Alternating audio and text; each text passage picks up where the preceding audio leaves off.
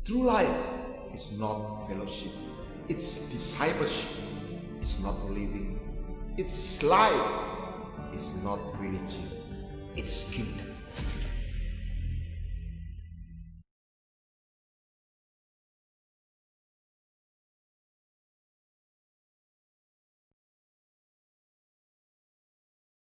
Saya ingin mulai dengan kepada kisah ini. Ketika Tuhan lahir di Bethlehem, peristiwa kelahiran Tuhan Yesus itu menceritakan ada 4 kelompok orang. Yang pertama adalah Raja Herodes. Jadi 4 kelompok ini atau orang ini mendengar, mengetahui, langsung atau tidak langsung, kelahiran Tuhan. Yang pertama adalah Raja Herodes. Dia mendengar dari orang Majus. Reaksinya, dia berusaha membunuh Yesus. Karena dia seorang raja. Dan dia tidak ingin dia turun tahta.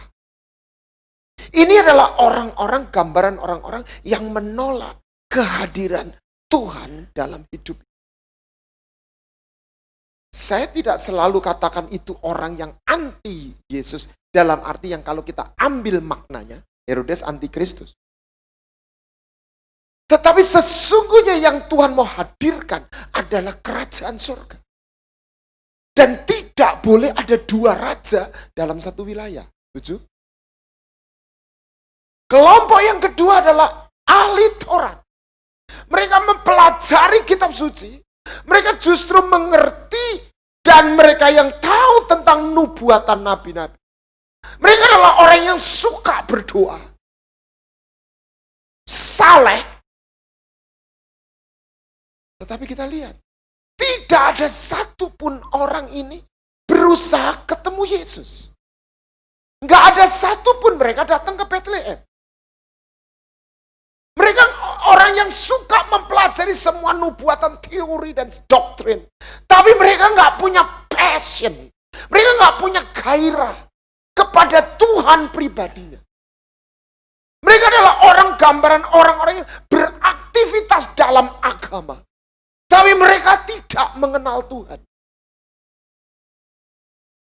Yang ketiga adalah gembala. Tidak ada masalah dari gembala, tapi saya mau soroti kelompok ini. Mereka mendapat penglihatan dari malaikat. Mereka adalah orang yang tulus hatinya.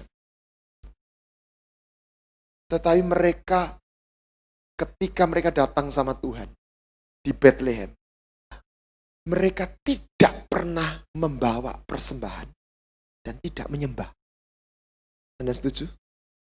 Mereka menyambut. Saya gambarkan, aduh Pak Yusuf, Bu Maria, selamat ya. Anaknya lucu, ganteng loh. Mereka menyambut Yesus sebagai juru selamat. Baik. Betul. Tapi belum cukup. Karena mereka menerima Yesus sebagai juru selamat. Mereka menyambut, tapi mereka tidak menyembah. Mereka tidak membawa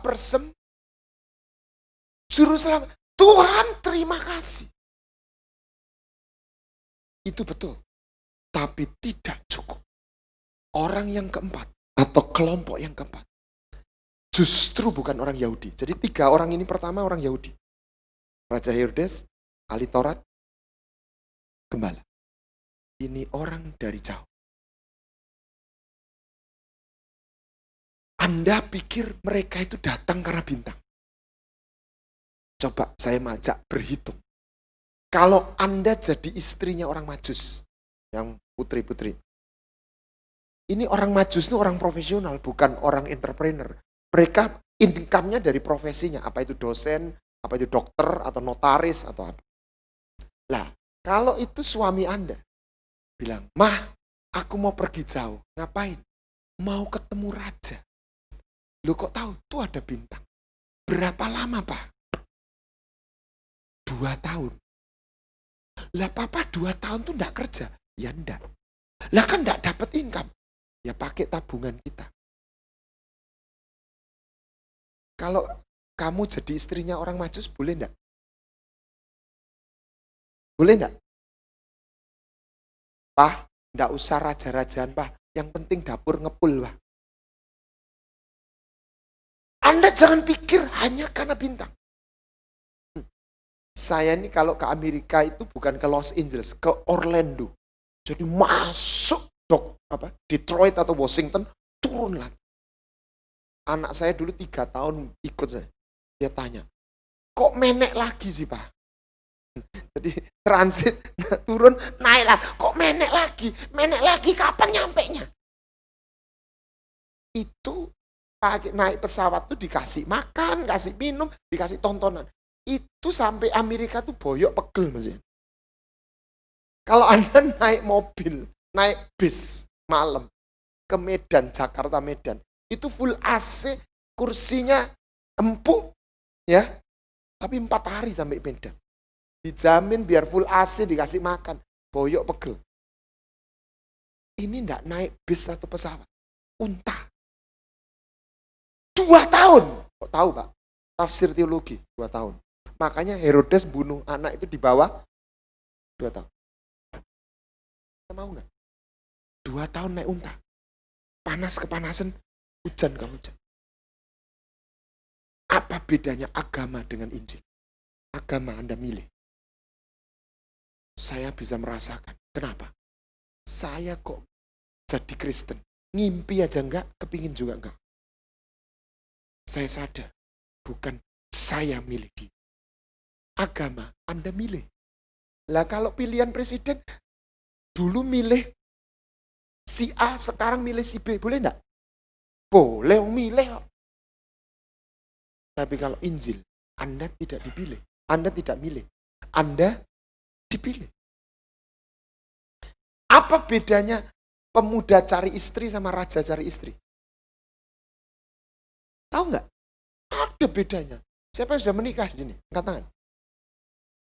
Dulu waktu pacaran, bapak-bapak ini yang ke rumahnya pacarnya, ibu, atau ibu yang ngapeli bapak? Hah?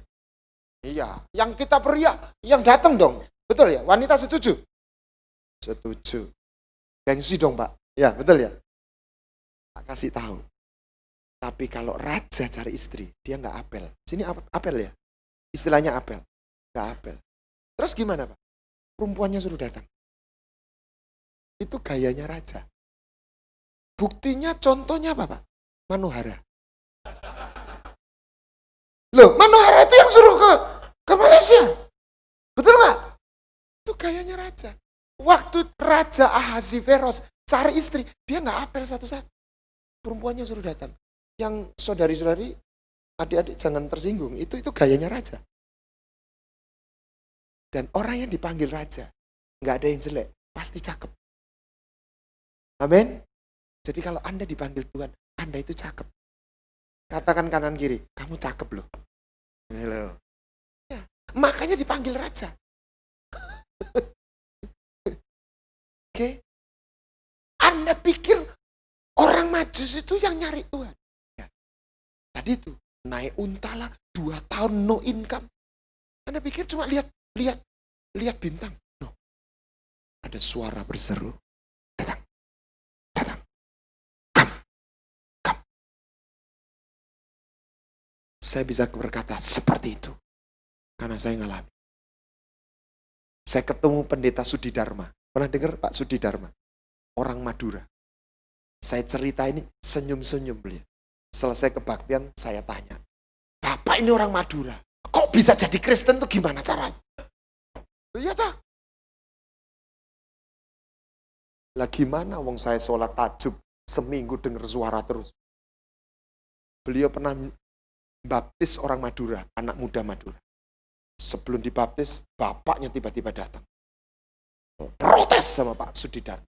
Bapak ini gimana berani-berani baptis anak saya? Bapak yang ngajari anak saya. Pak Sudi Dharma menjawab dengan arif. Bapak tanya sendiri sama anaknya. Saya yang ngajari atau dia yang minta? Lalu dia ngomong sama anaknya. Bahasa Madura saya nggak bisa nirukan. Pokoknya duk remak gitu ya. Ya apa kok kowe iki dibaptis dadi Kristen? Jawabnya anaknya gimana? Ya apa, Pak? Wong aku dimpeni terus ya. Dapat mimpi. Bapaknya jawabnya apa? Aku yo. Aku yo. Jadi akhirnya dibaptis dua-dua. Itu loh Injil. Anda pikir Anda milih dia? Anda dipanggil. Ini raja. Lah, orang Majus waktu datang, dia nggak seperti gembala. Lucunya, ganteng. Mereka sujud menyembah dan membawa bersama. Mereka ngerti caranya ketemu raja. Hari ini terlalu banyak orang kenal Tuhan cuma juru selamat. Dia memang juru selamat. Itu misinya. Itu karena kasih. Tapi sesungguhnya dia itu raja.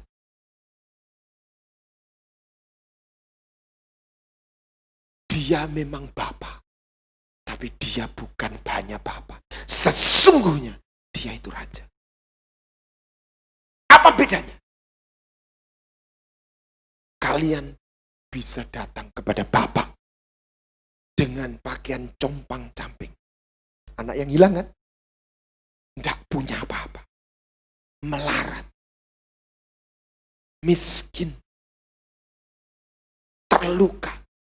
Bau babi. Najis. Babi itu haram. Menurut bahasa perjanjian lama. Itu. Ada orang Manado kena pergi dokter, sama dokter diperiksa. Anda kolesterol asam urat tinggi. Sejak hari ini Anda hanya boleh makan yang berenang di laut. Alias ikan laut. Maksudnya begitu. Tapi dokternya nggak langsung ngomong ikan. Yang berenang di laut. Besok paginya istrinya lihat dia jalan-jalan sama babinya di pantai. Udah tahu maksudnya. Pak, kamu lagi apa? Lagi ngajari babi kita berenang. Anda ngerti maksudnya? Kan dokter bilang hanya boleh makan yang berenang di laut. Jadi saya ajari babi saya berenang di laut. Bau babi. Bapak menerima kita apa? Tapi Anda tidak bisa datang kepada raja tanpa pakaian pesta. Beda. Loh, orangnya sama, pribadinya sama. Dan tanpa persembahan. Waktu orang datang kepada Salomo, mereka datang dari seluruh dunia, mereka datang membawa persembahan. Bukan karena Salomo butuh dana. Bukan karena Salomo bangkrut. Tapi karena Salomo seorang raja. Orang Majus ngerti. Orang Yahudi enggak ngerti. Jangan sampai nanti orang luar ngerti, gereja enggak ngerti. Dia itu raja. Saya kasih contoh. Kan pribadinya sama toh Pak. Sama tapi tidak sama. Misalnya, saya itu punya ponakan 5. Umurnya 2 tahun, 3 tahun, 4 tahun. Kumpul di rumah saya, kebetulan rumah saya agak besar misalnya. Waduh, kumpul tahun baru. Wah, mandi bareng. Mandi bersama-sama. Di bathtub. Laki perempuan 5 nyemplung, Pak. Nyemplung itu apa? Berendam. Boleh enggak? Boleh enggak? Kok diam semua sih? Boleh enggak? Boleh. Laki perempuan telanjang bersama. 2 tahun, 3 tahun, 4 tahun. Laki perempuan. Boleh enggak? 15 tahun lewat. Reuni. Boleh enggak? Enggak boleh. Lu orangnya sama.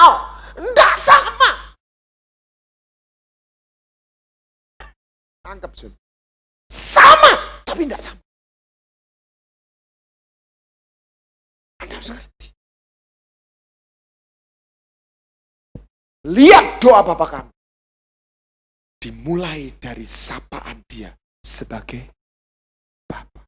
Doa itu ditutup dengan pemujaan dia sebagai Raja. Jadi kalau perjalanan rohanimu, pertumbuhan rohanimu benar, someday Anda akan dengar dia bicara. Bukan sebagai Bapa saja. Dia tetap Bapamu. Sampai kapanpun dia tetap Bapa. Tapi ada saatnya dia bicara sebagai Raja. Saya ada training namanya True Life. Di launching tahun 2009 awal. Tahun 2008, saya nulis buku untuk melengkapi. Waktu lebaran, saya tidak kemana-mana nulis buku. Selesai lebaran, masuk kerja, ditanya, sudah selesai? Belum. Natal, saya tidak kemana-mana. Tahun baru ditanya, sudah selesai? Belum. Teman saya langsung ngomong, lah terus kapan? Dong, yang ditulis banyak. Yes. Lah terus kapan marinya? Ya nanti lah Pak. Selesai bicara dan beberapa seminggu kemudian kalau nggak salah, tiba-tiba Roh Kudus bicara. Selesaikan. I command you. Finish it. Dan saya tahu waktu itu Tuhan bicara. Bukan sebagai Bapa. Sebagai Raja. Kalau Mbak Tutut jadi menteri. Pernah tahu toh? Ibu Tutut jadi menterinya Pak Harto zaman itu. Pak Harto itu bapaknya Mbak Tutut. Betul? Tapi waktu sidang kabinet, nggak bisa terus dia berdiri tiba-tiba. Pak, ayo mangan ronde yuk Pak. Nggak bisa. Nggak bisa. Waktu itu beliau sebagai presiden. Dia tanya, proyeknya sudah selesai belum? Program ini gimana? Sampai di mana? Kalau Anda cuma kenal dia sebagai Bapak. Orang Jawa bilang ngelama. Tahu ngelama? Apa itu? Kurang ajar. Karena gampang kan.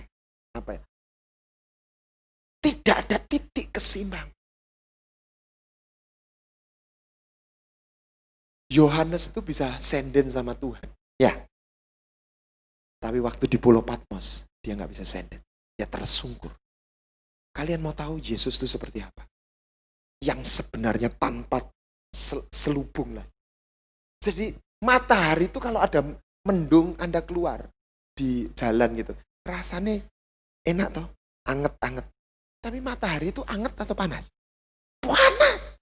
Orang Jawa Timur bilang bukan panas, panas. Tapi ada selimut, ada selaput. Tuhan itu kasih. Tapi Tuhan itu bukan cuma kasih. Dia itu mulia. Dia itu api yang cuma karena dia kasih. Dia itu pakai selubung-selubung. Pakai apa? Filter-filter. Anda tahu?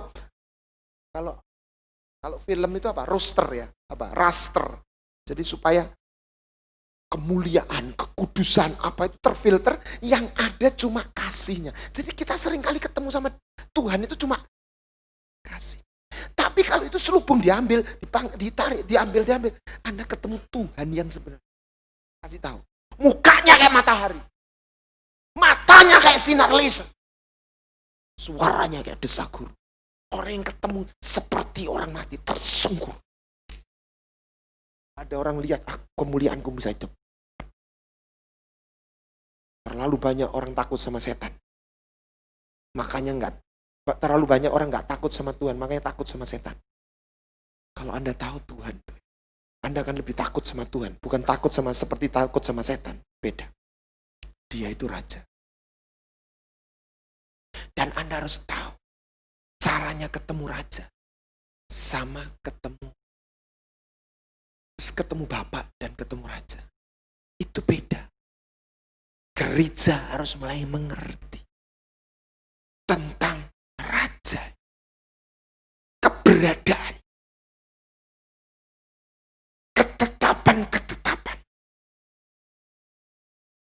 Makanya orang yang dipuji imannya paling besar. Siapa? Bukan pendeta, bukan bisnismen. Anda tahu di cerita Alkitab? Tentara, betul? Karena dia tidak lihat Yesus hanya sebagai nabi. But the man of authority. Tuhan, engkau gak perlu datang. Susah-susah. Aku ini tahu namanya orang pegang otoritas. Pegang tongkat komando. Just speak the word. It would be. Amin. Karena aku ini biasa pegang komando. Aku juga di bawah komando.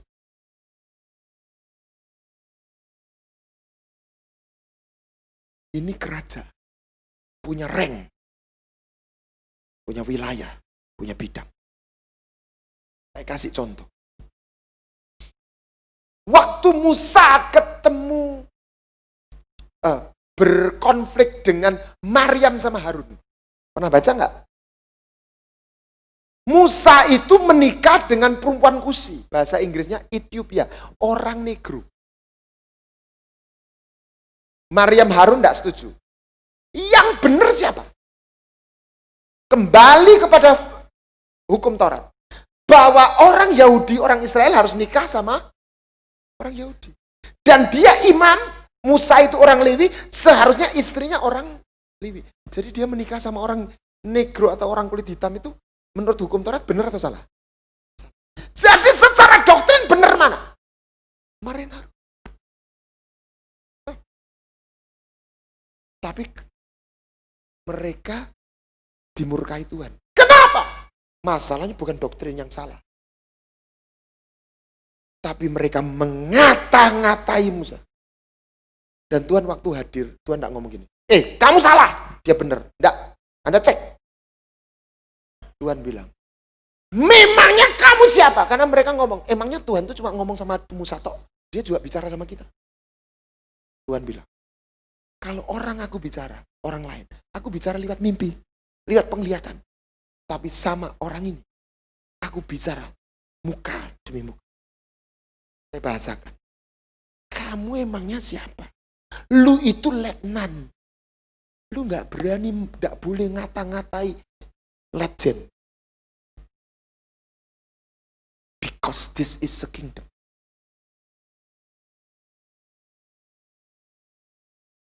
Bukan soal mana yang salah. Rankmu itu di bawah dia. Anda boleh ngomong, tapi Anda nggak boleh ngata-ngatain. Dunia militer tahu, dunia sipil nggak ngerti. Saya dulu pernah belajar karate. Kita diajar, kalau sabuknya junior, Anda nggak boleh berani sama yang senior. Waktu fight sih boleh, tapi dalam sehari-hari Anda harus memberi hormat lebih dulu. Loh, this is a kingdom.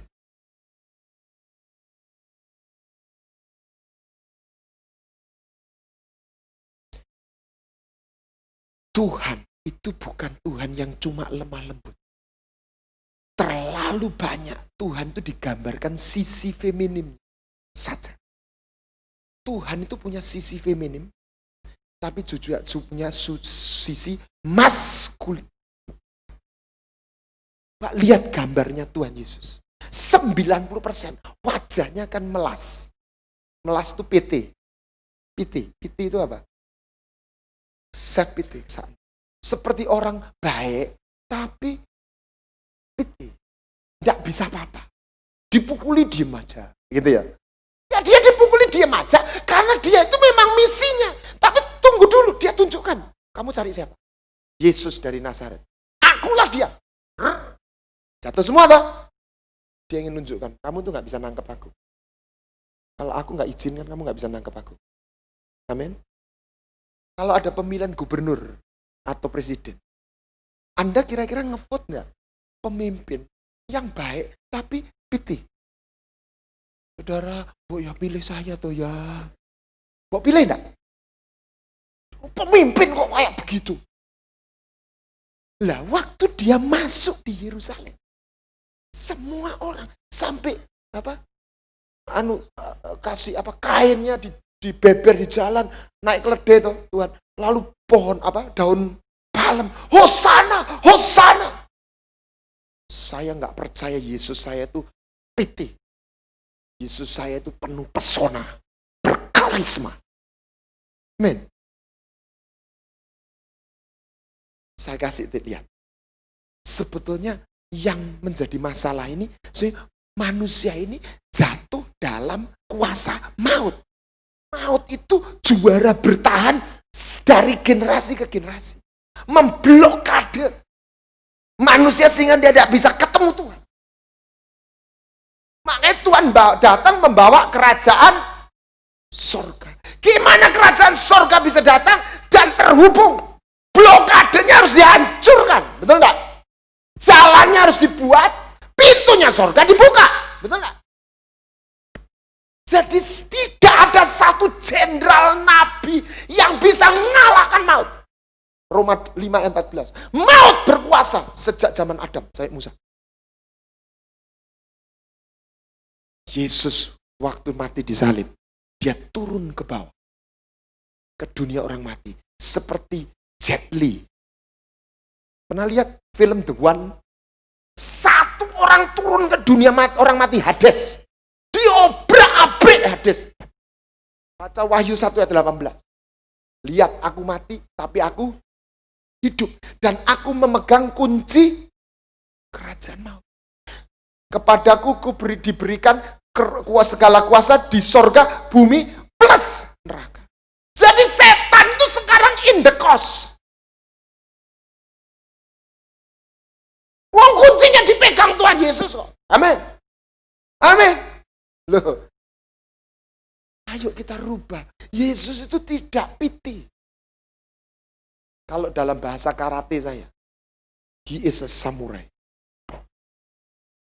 Fight until the point of death. Never surrender. Dia bukan jenderal yang cuma main perintah. He proof. He fight. And he win. Dan dia memanggil Anda, kamu juga bertanding. Bukan penonton.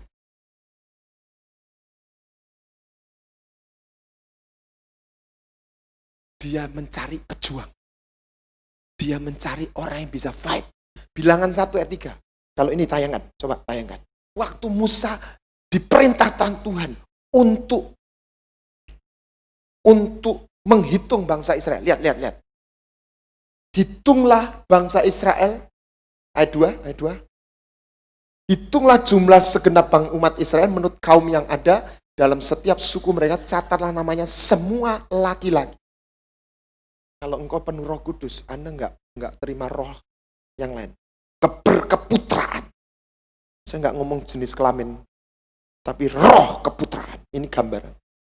Berumur 20 tahun ke atas. Apa? Akil balik. Bukan bayi. Akil balik. Not baby. Dan bisa dan sanggup apa? Ada seorang namanya Master Oyama. Dia pendiri karate namanya Kyokushin. Saya nggak tahu ada yang nggak ikut latihan Kyokushin. Saya dulu orang yang pernah ikut Kyokushin. Waktu sinyo kelas 2 SMP, saya ikut trainingnya jadi pelatih. Kalian tahu berapa jumlah jam latihannya? 8 jam sehari selama 2 minggu. Dan mereka nggak bilang, bukan cuma laki, perempuannya ada satu. Dan nggak dikasih porsi yang berbeda. Nggak bilang gini, Nyo, kalau nanti capek, duduk aja. Nggak. Sama. Temen saya itu ada yang waktu 1 hari tangkis, pukul, tendang, ya, 3 jam maju, mundur, maju. Capek, nggak boleh berhenti. Sampai terakhir itu teriak, ya. Semua ketawa, nangis dia. Di tengah latihan itu. Kita yang lihat, wih, nangis. Pelatihnya nggak bilang, cup, enggak. Terus. Kalau udah 3,5 jam, Masuklah satu jembung teh. Anget, panas, manis. Di tenggorokan dia. Tapi nggak boleh minum sampai selesai. Baru boleh. Bagaimana dunia menyiapkan kadernya kayak begitu. Anda coba bayangkan. Kelas 2 SMP. Kalau di gereja jadi apa? Kadang-kadang anak sekolah minggu. Nah, pelatih Master Oyama itu berkata begini. Karate is a Budo. Budo itu is the way of samurai. Pernah dengar? Bushido. Pernah dengar? Oh, enggak pernah dengar? Halo? Bushido. If Budo is removed from karate, therefore karate is become sport karate.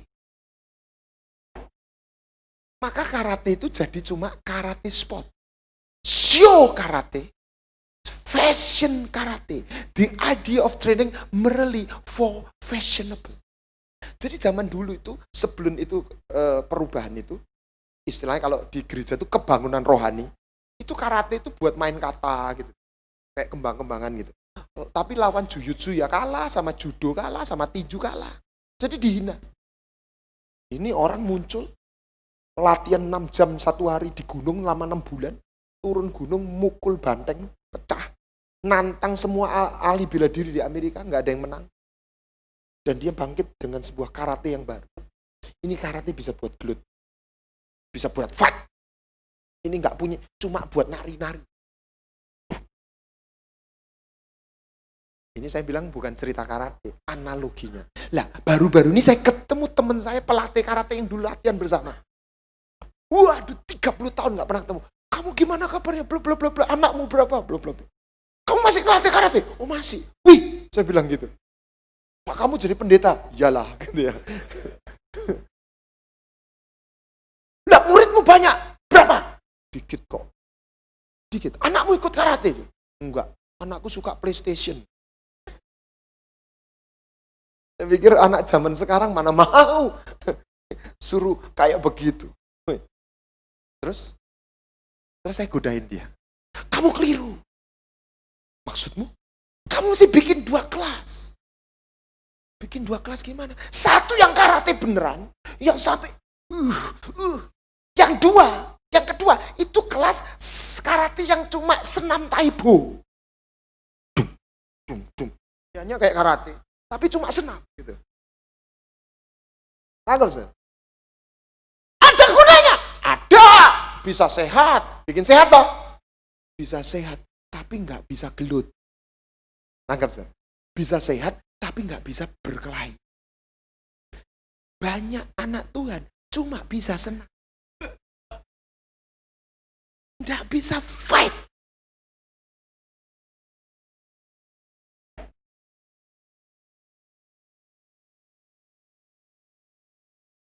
Ada 4 kelompok orang. Menyembah Tuhan yang salah. Dengan cara yang salah. Ya. Menyembah Tuhan yang salah dengan cara dan sikap yang benar. Ada contohnya. Siapa Pak? Mbak. Itu mati sujud. Ngerti nyembah itu kayak apa? Saya pernah masuk di kebaktian kaum muda. Nah hari ini kan ruang kebaktiannya kaum muda kan dibuat mirip diskotik. Hijau, merah, kuning. Saya ya enggak anti, suka-suka aja. Saya belum terlalu tua lah untuk itu. Terus waktu nyanyi ada pujian. Jesus I believe in you. Tahu toh? Gitu. Lagunya bagus, nggak salah dengan lagunya. Ini saya nggak ada acaan. Tapi masalahnya dia tuh nyanyi 20 menit. Jesus I believe. Goyang kanan, goyang kiri, matanya meremelek begini. Jesus I believe in you. Nothing happen. Saya naik waktunya firman, saya naik ke mimbar. Kamu tuh enggak nyembah, ngefly.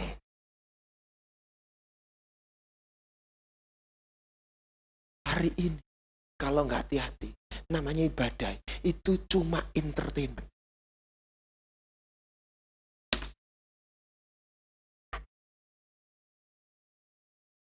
Anda nggak bisa dalam dunia rohani, dalam dunia olahraga. Anda lihat pertunjukan binaragawan misalnya Adirai.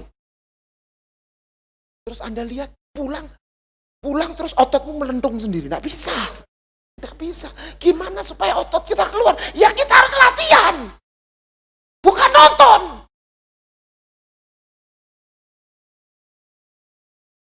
Apa bedanya akademis dengan spiritual atau dunia olahraga? Saya ini mantan dosen juga mantan atlet. Kalau dunia akademik, Anda dibelajari dosen, Anda ngerti, ditanya 10 pertanyaan bisa jawab semua, dapat 100, cum laude. Tapi kalau dunia olahraga enggak begitu. Misalnya, saya dilatih mukul. Ya, mungkin pertamanya enggak ngerti mukul itu kayak apa. Mencong gini. Nah, kok kadang perempuan tuh enggak ngerti, genggam aja enggak ngerti, genggam tuh begini. Sorry. Genggam yang benar itu kayak gini, gembokem ini namanya. Terus caranya mukul yang benar. Set. Setelah saya sudah bisa mukul yang benar, ya, apakah saya sudah jadi ahli bela diri? Belum. Saya harus melakukan berkali-kali, ribuan kali. Baru keluar itu.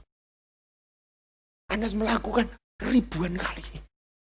Mengampuni, berdoa, menguasai diri, menyangkal diri.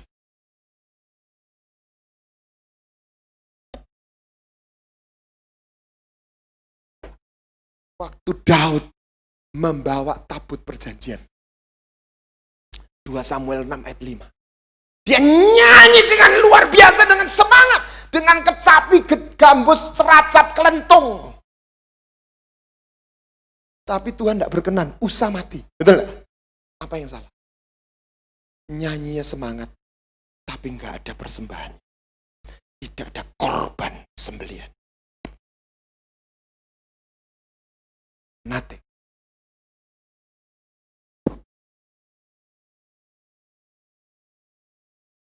Spiritualitas itu mirip seperti olahraga. Bukan seperti akademis. You have to do again. And again.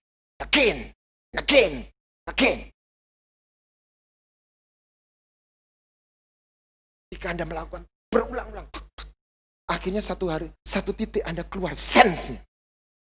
Sense. Anda tahu sense, feeling. Gimana masuk? Kalau Anda seorang pemain badminton, Anda melakukan smash ribuan, cas. Terus lama-lama keluar feelingnya. Cas. Ngopernya kok itu kemana? Ngambilnya gimana? But you have to do again. And again. Amen.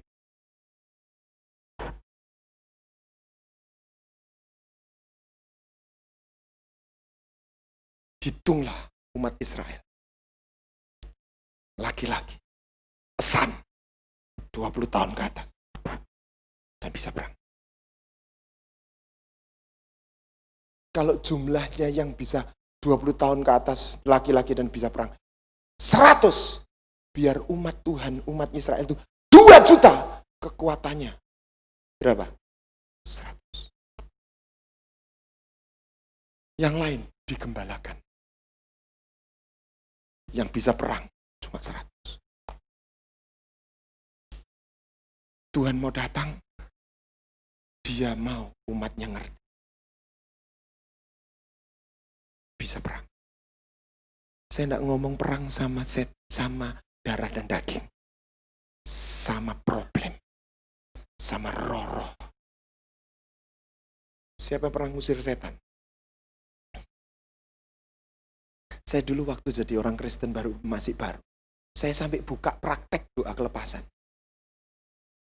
Itu orang-orang luar pulau itu semua namanya Kristen, tapi jimatnya banyak sekali.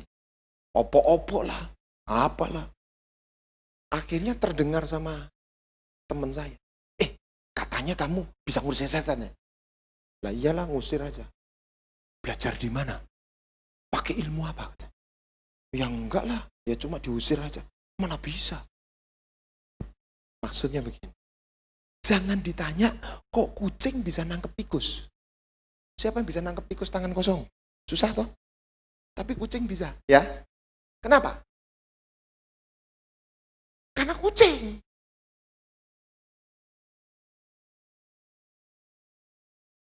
Jangan ditanya kok burung bisa terbang. Karena apa? Burung, biar kamu belajar terbang 10 tahun nggak bisa terbang. Loh, kenapa? Apa sih Pak maksudnya? Benih ilahi. Siapa yang bisa baca nulis di sini? Gue ini orang Jakarta Pak, masa buta huruf. Siapa yang bisa baca nulis di sini? Angkat tangan. Kenapa kamu kok bisa baca nulis? Belajar, ya. Betul tapi salah. Kamu bisa baca nulis, itu yang paling utama. Karena kamu tuh manusia. Kalau kamu kucing, biar tak sekolahkan 10 tahun, dijamin gak bisa baca nulis. Betul nggak? Gini. Maksudnya apa? Maksudnya gini. Ada sebuah cerita, seorang petani menemukan telur Raja Wali. Lalu dipelihara sama ayamnya. Jadilah netas si anak Raja Wali ini hidup sama ayam. Jadi dia ikut hidup seperti, jadi dia percaya dia itu adalah ayam. Petok. Dia juga ikut petok. Susahnya dia malah diketawai. Yang ayamnya bisa tuk dia. Apa? Paruhnya kan bengkong begini. Bongsor lagi. Satu hari ada angin ribut. Mak ayam lari. Wah, kumpul. Sembunyi. Di bawah kolong. Wow, semua sembunyi. Termasuk anak Raja Wali itu. Tiba-tiba dia intip. Ada burung gede terbang. Mak. Itu apa itu? Itu Raja Wali. Loh, kok itu terbang? Itu angin ribut tuh. Iya, kalau Raja Wali biar angin ribut tetap terbang. Lah kita kok sembunyi? Ya kita ayam sih. Tangkap, Son. Satu hari, mak ayam kena stroke. Masuk UGD. Anak Raja Wali ikut masuk. Mama jangan mati dulu, Mak. Tolong katakan aku nih siapa? Kok aku nih beda yang gak sama? Baik, nak. Sebelum mak mati, mak mau cerita. Sesungguhnya kamu itu anak Raja. Dia tahu anak Raja. Dia mulai terbang. Banyak di antara kita gak ngerti siapa. Bukan soal tapi yang di dalam kita. Yang di dalam kita, itu setan demit gak ada yang berani. Amin. Pernah baca cerita Mahabharata? Nah? Baca legenda Yunani. Hercules pernah dengar? Kok hebat kenapa? Anda baca, lihat benang merahnya. Kenapa Hercules kok hebat? Kenapa Pendawa lebih sakti dari Kurawa? Pernah dengar Kurawa, Pendawa? Kenapa? Karena yang anaknya kusir kok bisa hebat? Tak kasih tahu. Karena Kurawa itu gurunya sama, Pendeta Durna. Kenapa? Karena Kurawa itu ibunya manusia, bapaknya manusia. Tapi Pendawa itu ibunya manusia, bapaknya dewa. Kenapa Hercules itu sakti? Pernah baca film, pernah dengar film The Clash of the Titan? Anaknya Sudon itu bisa ngalahkan Hades. Kenapa? Anak keturunan dia. Di dalam cerita wayang, semua orang yang sakti, tarik benang merahnya, mulai Bhisma, Karna, Krishna, Rama, Anoman, ya. Semua punya benang merah. Mereka tuh manusia, tapi punya darah dewa. Halo? Dalam bahasa itu, Anda itu keturunan ilahi.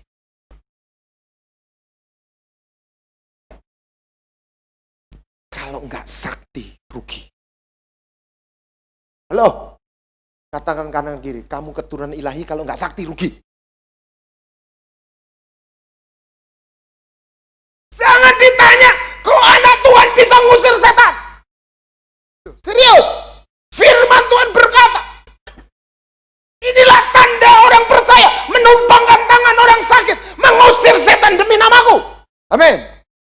Saya lahir baru, saya ngalami itu.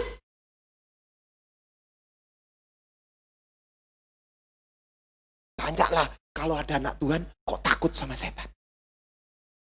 Betul nggak? Jangan ditanya kok kucing bisa nangkep tikus. Tanyalah kalau ada kucing bisa, kalau ada kucing takut sama tikus. Betul nggak? Anda harus tahu, darah ilahi. Yesus bukan hanya juru selamat, dia raja.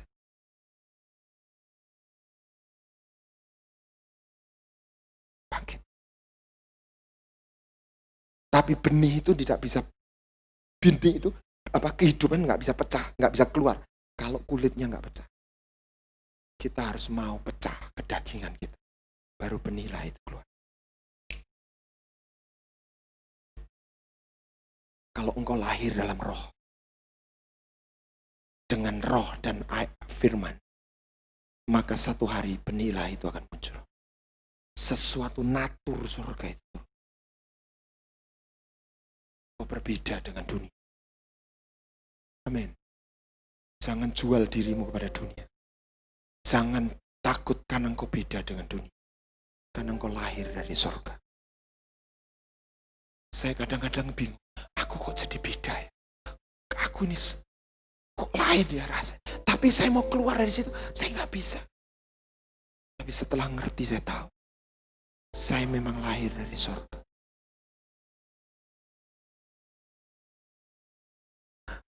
Makanya engkau bisa connect dengan surga. Ada darah, ada benih ilahi yang membuat engkau bisa panggil dia Bapa. Bapa, Bapa. Dan benih itu membuat engkau bisa hidup kudus. Membuat engkau bisa menuruti firman. Engkau memang harus belajar. Seperti engkau belajar nulis dan baca. Tapi engkau akan mampu karena engkau manusia. Engkau akan mampu karena engkau adalah keturunan ilahi. Amin.